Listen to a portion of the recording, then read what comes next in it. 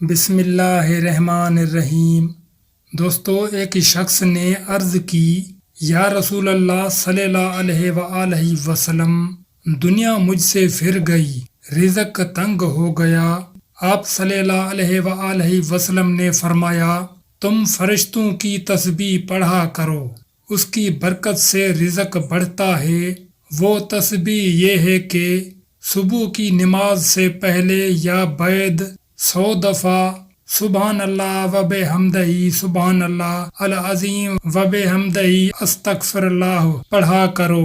اس کی برکت سے دنیا تمہارے پاس ذلیل و خوار ہو کر آئے گی اور تم کو غیب سے رزق ملا کرے گا، اور اس تسبیح کے ہر کلمہ کی برکت سے اللہ تعالی ایک فرشتہ پیدا کرے گا جو قیامت تک یہ تسبیح پڑھتا رہے گا اور تم کو اس کا ثواب ملا کرے گا۔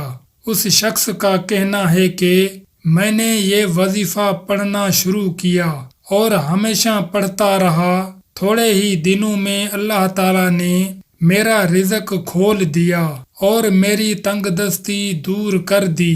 سبحان اللہ و بحمدہ جو مرد یا عورت دن رات میں 100 دفعہ پڑھے گا تو اس کے سب گناہ معاف ہو جائیں گے، اگرچہ سمندر کی جھاگ کے برابر ہوں۔